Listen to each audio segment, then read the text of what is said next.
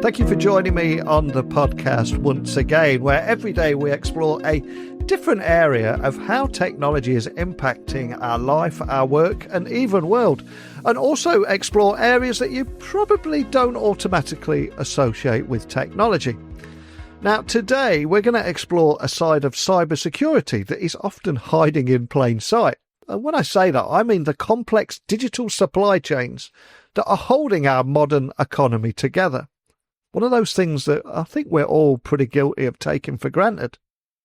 And joining me today is the principal research scientist at Bitsight, and he's going to be uncovering why size doesn't always guarantee security, how hidden providers can bring entire sectors to a halt, and what these overlooked risks might mean for CISOs and policymakers that are all attempting to navigate this fragmented, high-stakes global supply chain that we seldom get to see or hear anything about. It just kind of works, right?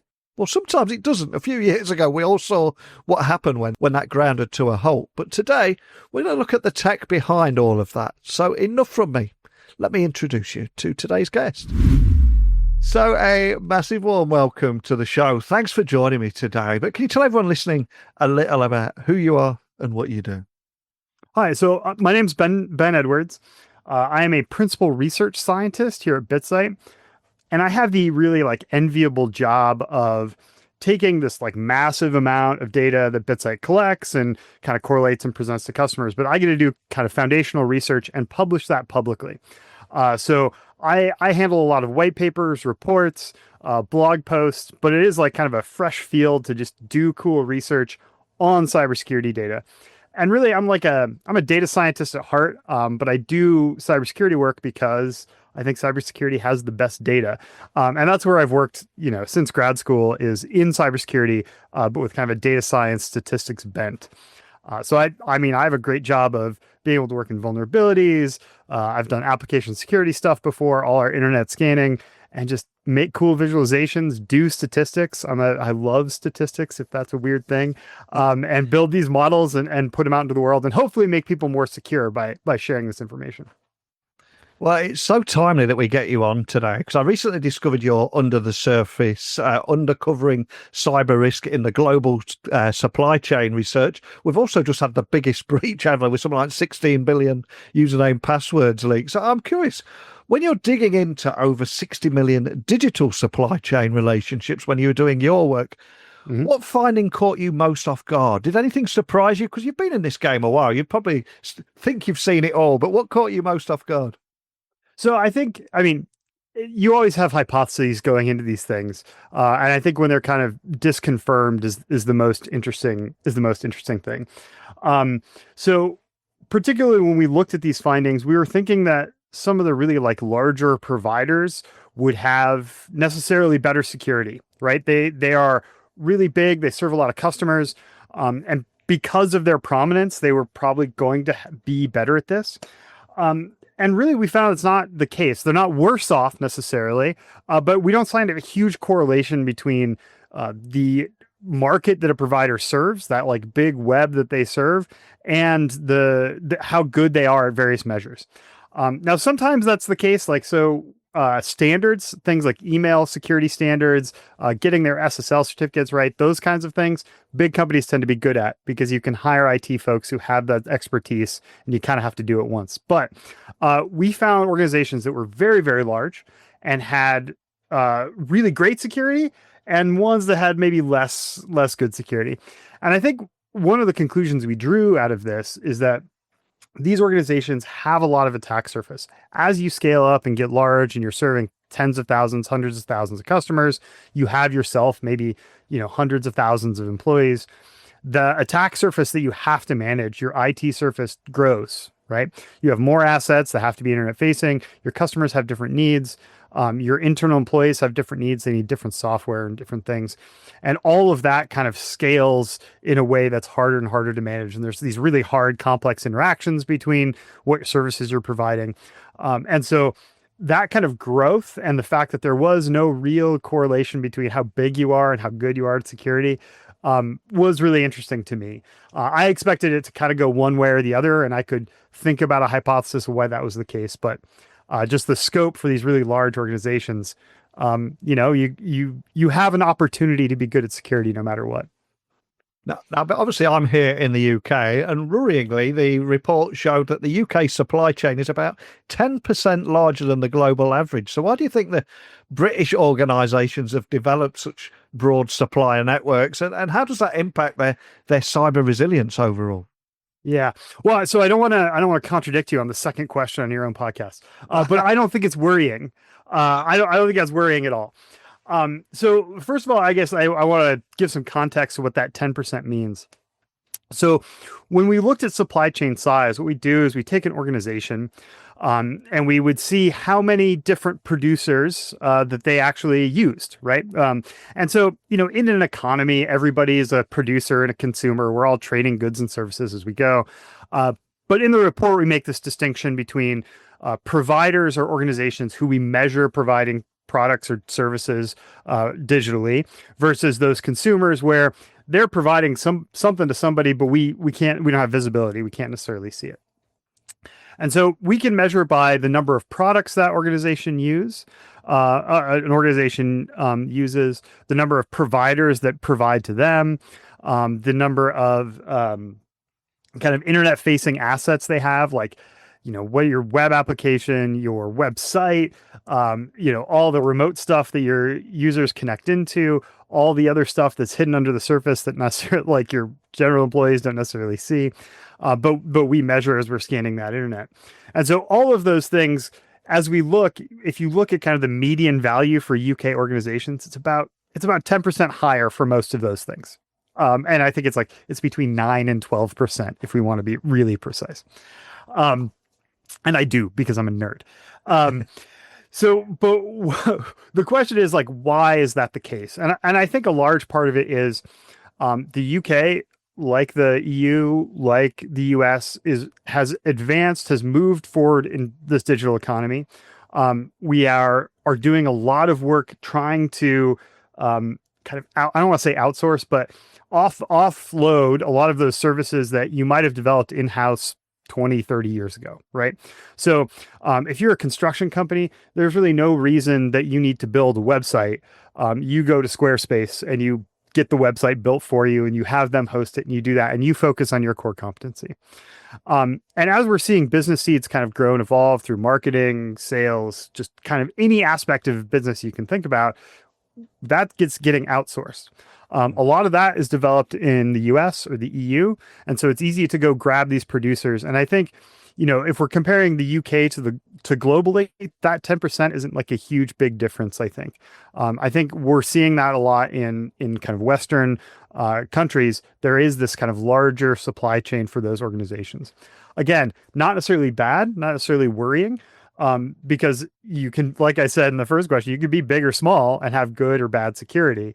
And so it is just something that we have to be aware of and manage, right? And thank you for quite rightly correcting me there. Maybe I'm a natural born worrier or just that ex-IT guy in me, but I'm gonna persist with this, because another statistic that stood out is that 30%. There is a. Did that begin?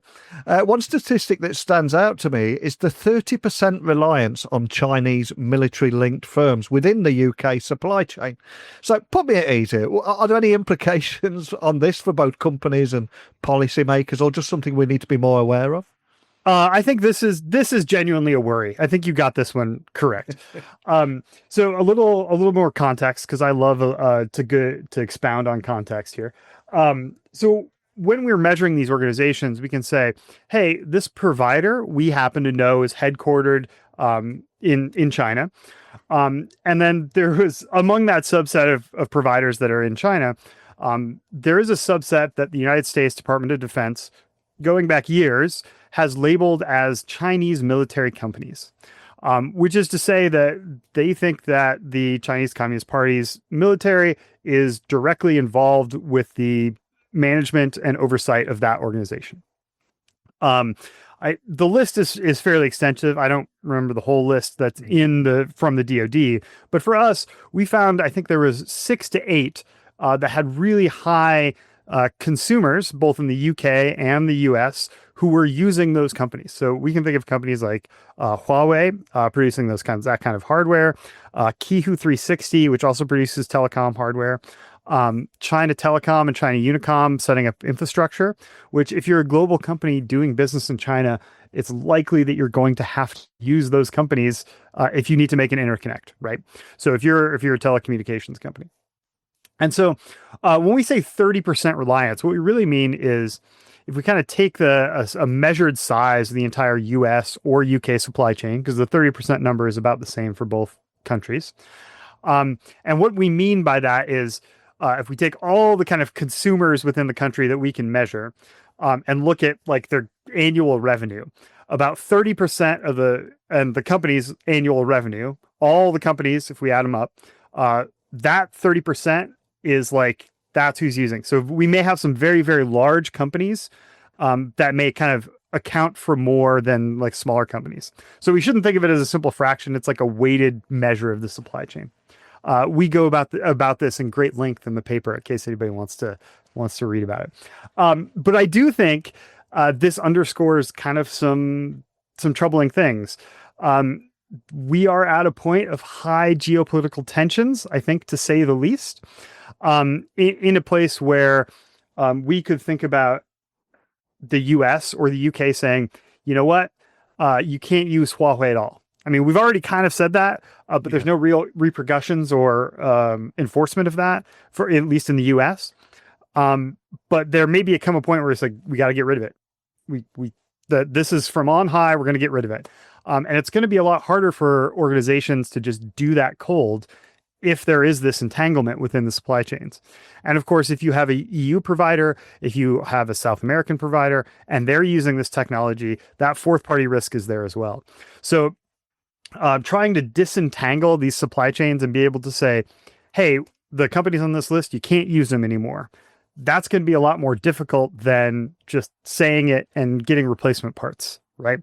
And so these kinds of like bans or kind of disincentives to use Chinese products are going to, I mean, I think I'm the last person to say this, are going to have impacts on US economy, on US supply chains, on EU or UK economies if the same kind of rules go into place.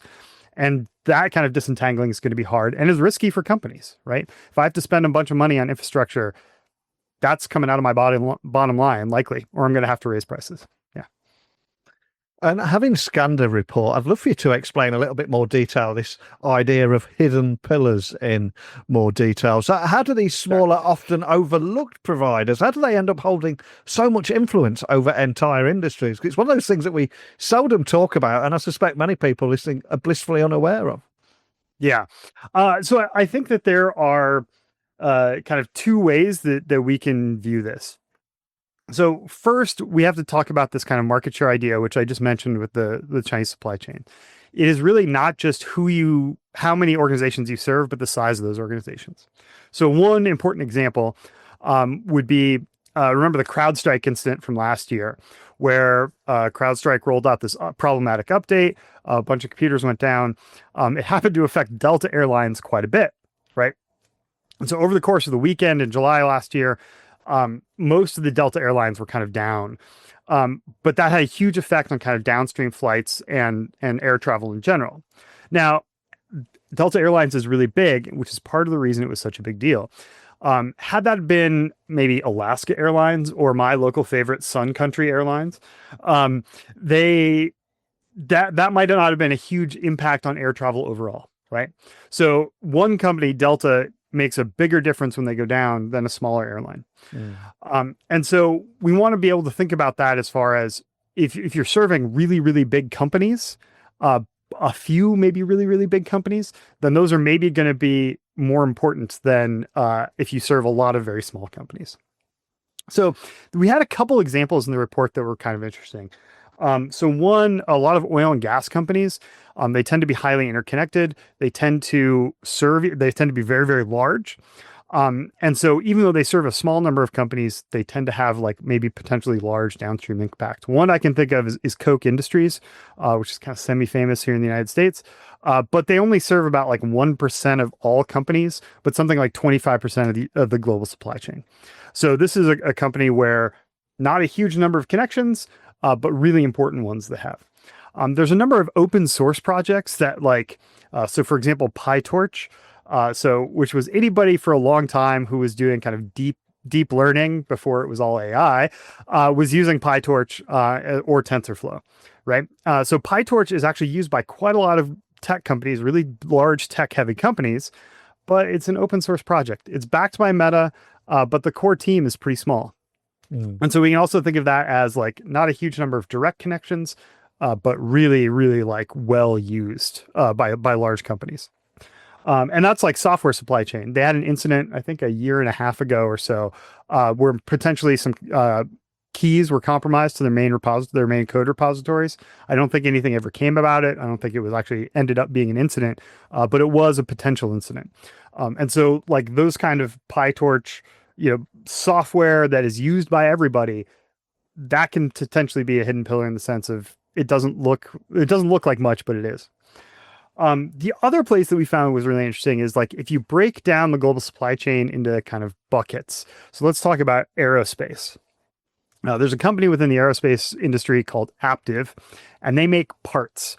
If I remember correctly, they got spun out of Delphi, who made auto parts, but they're not used by a huge number of companies globally, but they're used by about more than 50% of the aerospace industry. So we can imagine if they have an outage, if they have an inability to produce parts, that's going to have a huge impact on the aerospace industry, which might have downstream effects. So this company Aptiv, who you may have never heard of, they are really core to the aerospace industry.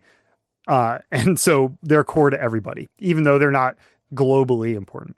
There were some other interesting ones. Yardi Systems, they do payment processing for renters and landlords.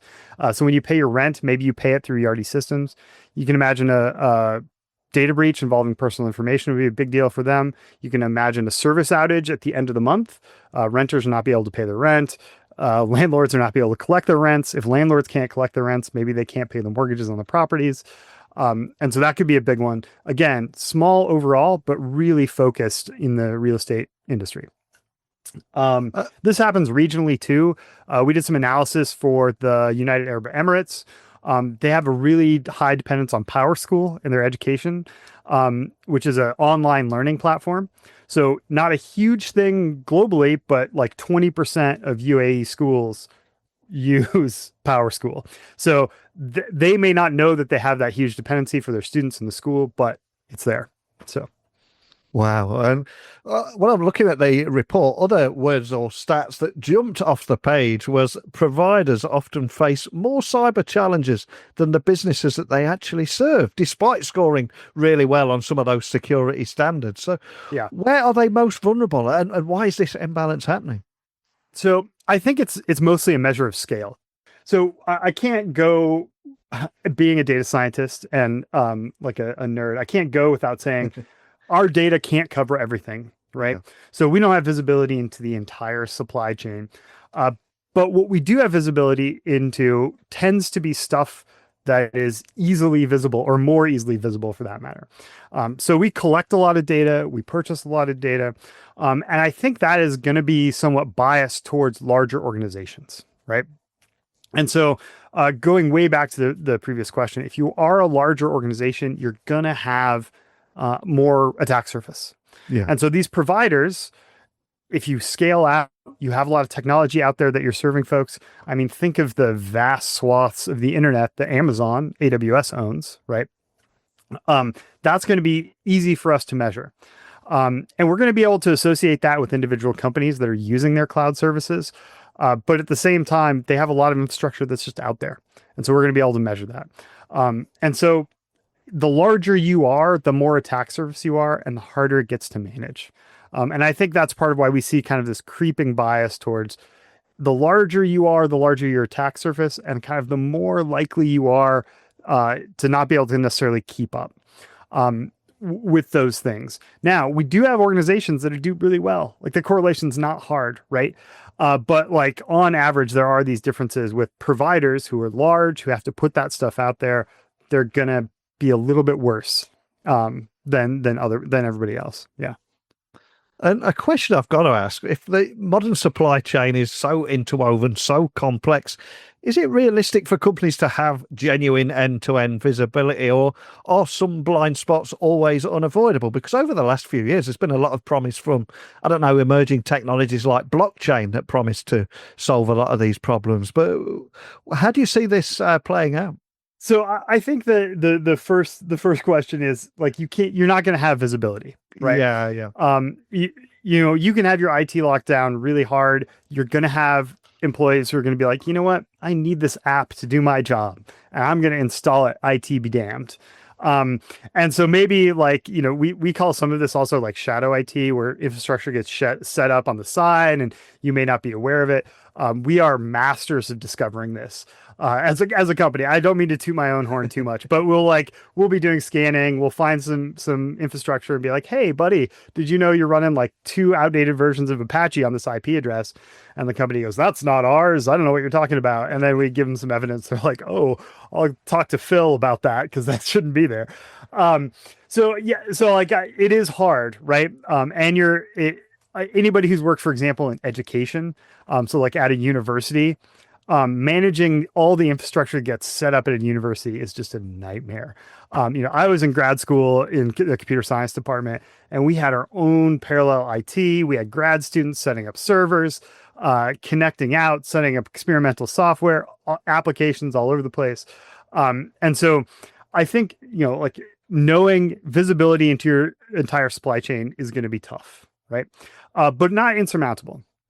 So, if you have a good IT department, that you have a process for which products are going to be put out there, or which products your company's going to use, which infrastructure you're going to use, inventorying that, all that endpoint discovery, having regular scanning cadence of looking from the outside in and saying like, hey, do we own this? Should we own this?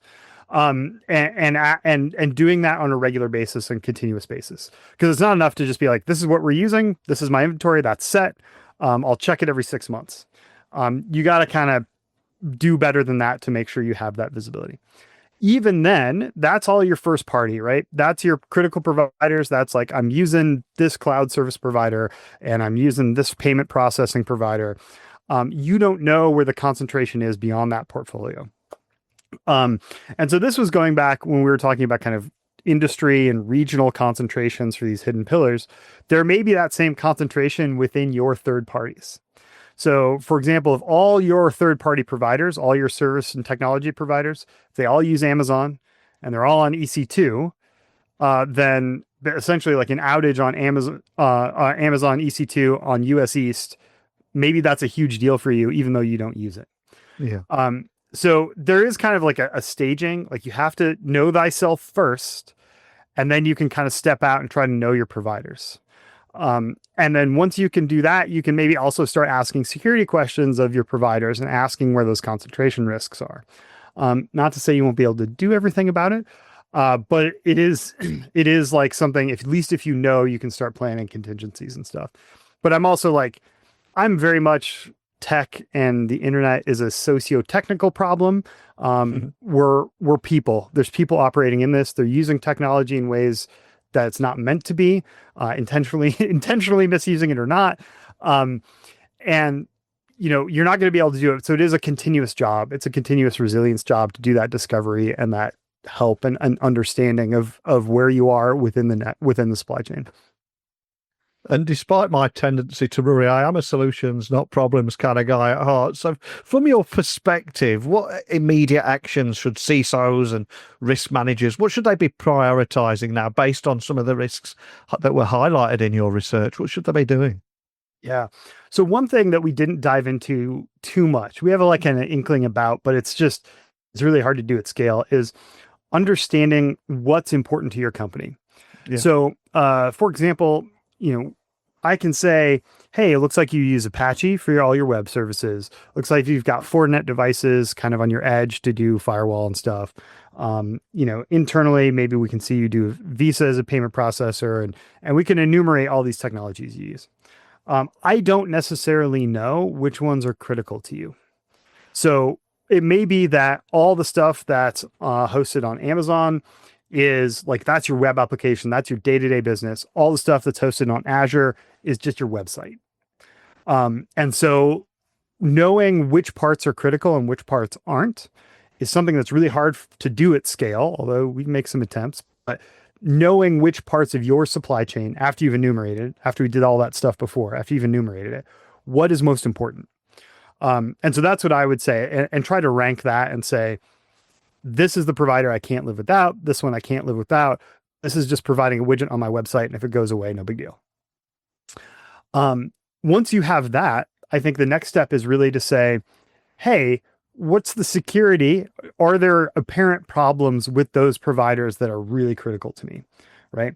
And so obviously, like I'm again not trying to sell here, but that's my company's business. Is we like do all the scanning. We say, here are security problems, and like maybe talk to these folks about it if you want them fixed.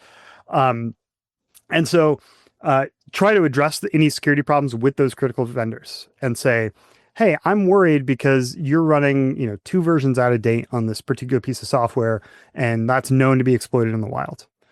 So there's vulnerabilities that are known to be exploited in the wild.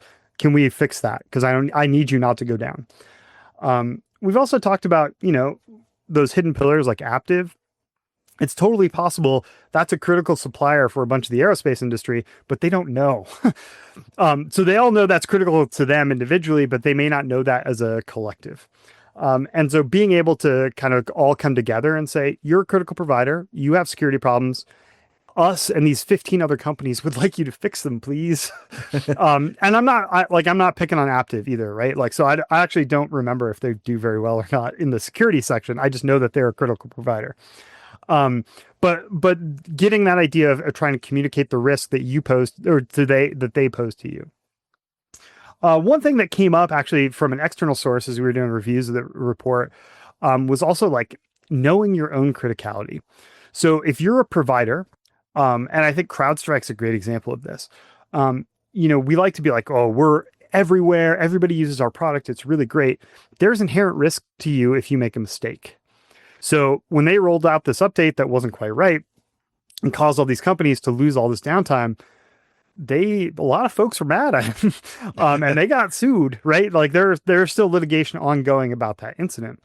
And so knowing that not only are you a critical provider to some organizations, but you really need to you need to be able to understand where your blind spots are and how you might affect the global economy if you have an incident.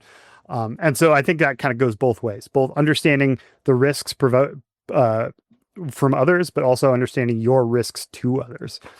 Really important. I think that's kind of the last step. That's really hard too. And finally, if I was to ask you to gaze into my virtual IT crystal ball, how do you expect that the supply chain risks that we're talking about, how do you expect them to evolve over the next few years, especially given new powerful technologies that are ramping ahead at breakneck speed and also ongoing geopolitical shifts, which makes it feel like everything's a little uncertain at the moment. So how do you see all this evolving? Yeah, I do think we're going to get kind of more balkanization of the internet in the sense of, hey, you can't use this product, or it's too expensive to use this service now because there are regulations in place that say you have to pay extra money to do that. So that kind of fragmentation is definitely going to make it harder. You're going to probably have to swap in providers that are not necessarily the ones that you exactly want. They're not the exact kind of functionality and performance that an organization needs, but because they are more geopolitically aligned with the company you operate or the country you operate in, that's who you have to go with, right? So those shifts are going to be, I think, really challenging. We spent decades and decades moving more and more to free trade and globalization, and that seems to be reversing course a little bit now. And that's going to make some of that technology harder. Also, for the fact that in the digital world, that's much harder to measure, right? Um, we have ideas about where cloud services live. There are some localization regulations and saying if you're hosting, you have to host your data in Germany if you're hosting German customers, right? Yeah. But do you necessarily know, like, if you're hosting in Europe and you're using some other cloud provider that is maybe a little less transparent about where their machines are? That's harder, right? It's easier when it comes off a ship in a container. You know where it came from. Yeah. Not necessarily the case with digital goods. So I think that's going to be hard. I do also think that there are these, like we talked about before, specializations. If I can get a digital service to do for me, rather than what I have a whole department for, organizations are going to jump at that, right? That's cost savings to them. And so, but it makes a new dependency for them, right? So it's no longer something that I can control internally. It's something external. And so I think they're probably going to continue to expand. And organizations are going to have larger and larger supply chains and focus on that core competency that they have. For ill or good, I don't know, actually, whether that will help us, or who that will help and who that will hurt. But I do think that'll expand. And of course, like, these things are going to interact in the strangest ways. So I think, the big watchword, of course, right now is AI and what it's doing to reshape our brains and society and all this stuff. But as we start allowing it to kind of manage things for us and make connections, and talk to other services, which may be potentially also using other versions of AI, that's going to complicate the interactions with the supply chains, maybe make connections you don't even know. You'll have shadow IT that's not because your buddy Gerald set something up. It's because the agent was like, hey, I need this library, and I'm going to shove that into your code, and it's going to call out to the service. And hey, I need an API key for that service, so I'm going to get that API key, and suddenly you're dependent on another service you may not have even known about. I mean, that's pretty hypothetical, but I don't think outside the realm of possibility right now, given my interactions with some of these AI systems. So. Wow. Well, thank you so much for sharing your insights with me today. So many big takeaways and food for thought, man. So much I'm going to be taking away from our conversation. But before I let you go, I want to have a bit of fun with you now. I always ask my guests to leave a song or a book. The song will go on Spotify and the book will go on an Amazon wishlist. Something that means something to you. Maybe it inspired you, or just something that you would recommend. What would you like to leave everyone listening with, and why? Oh, man. I don't think I can do music. There's too much music that I couldn't pick one, right? Yeah. And like, that's so like context dependent on how I'm feeling, what the weather's like, how many cups of coffee I've had this morning. So I think, let's go with a book. So one book that I read a few years ago, that really, it stuck with me. I keep going back and thinking about it. It's this book called Red Plenty by Francis Buford. It's a self-described like fairy tale about the Soviet Union, particularly in the post-Khrushchev era. And it's about like kind of the rise and collapse of the Soviet economy told from the perspective of like individual contributors within that economy. There's really kind of sad, poignant parts in it.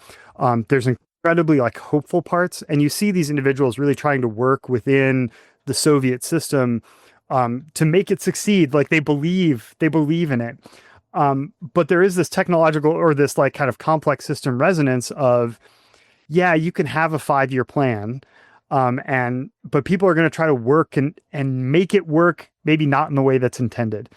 And that really echoes so much of this work that I do in technology, in the fact of we've designed this system and we've engineered it and we know exactly how it works. And so we can fix it to do exactly what we need. And over and over and over again, that is absolutely not the case, because it interacts with people and people are going to use and misuse it. And people are going to, it's going to have to interact with other systems that are also with people, and it's not going to scale, and there's going to be bugs and mistakes. And so this idea that we can have these plans, we can try to make things work to the best of our ability, it doesn't always work out. And he tells it in this like historical fiction narrative. He's an excellent writer too, which absolutely helps. And it is just a wonderful story. So it's a wonderful story, but it also reflects kind of the worldview I live in all the time of these systems break or or they don't work quite as well as they should, or their behavior is kind of more interesting and expansive than any of the individual parts, right? And so he tells that in a beautiful way. And I think that's part of why it just resonated so much it was self-confirmatory, and well written. So that would probably be my pick. Oh, what a great choice. I'm going to add it straight to our Amazon wish list. And I'd also love to put a few links so people listening can find out more information about the work you're doing, connect with you or your team, and also, of course, get their hands on the report that we've referenced today. So sure. Any links you can point everyone to? So you can always go to my company, bitsight.com/trace. Yeah. So technically, I'm part of the Trace research team, which is kind of our research arm of Bitsight. You think like, Palo Alto, Unit 42, and Cisco Talos. They do all the research part. That's the same thing Trace does for Bitsight. So we have our own site, bitsight.com/trace. All our research is there. So my research is the one that we talked about today, the uncovering the global supply chain. That's like 3 pieces back at this point. We're being prolific, but wow, it is on the website. If you scroll down, you'll find the link and find it there. And it's free, no registration wall. You just go click and you'll get a PDF. So, but we've had work on kind of underground economy stuff. My colleague Pedro Umbolino has done great work on automatic tank gauges. That's fascinating and terrifying. We had some great work on IP cameras recently, and mapping those out. So all that kind of fun security research, if you're interested in it, bitsight.com/trace. Man, you guys move quick. I'm going to be getting some links to the things that you mentioned there on the show notes. Make it easy for everyone. And we covered a lot in a short amount of time today. I do urge people listening to check some of those links out and equally get in contact with you or your team. But just thank you for bringing this topic to life today and dropping so many truth bombs and just so many big areas, man, that I just completely unaware of. I, for one, have learned something today. So thanks again for coming on. I'm happy to be here anytime. So as organisations stretch their supply network wider and deeper, I think the true test will be whether they can see and secure every hidden link before it snaps under pressure, almost like it's built on twiglets sometimes, right? From mapping blind spots to planning for the unexpected, I think the conversation today reminded me at least that resilience is as much about awareness as it is about technology. So how confident are you in your own digital supply chain today? Love to hear more about how this impacts you or how it's got you thinking differently about your own supply chain. As always, join me on LinkedIn, just at Neil C. Hughes. Email me, techblogwriter@outlook.com, and we'll keep this conversation going. So today was all about exploring the side of cybersecurity that is often hiding in plain sight, the complex world of digital supply chains that is holding our modern economy together. What are we going to talk about tomorrow? Where do we go from here? Well, meet me here, same time, same place. We'll do it all again with a completely different topic. Speak with you then. Bye for now.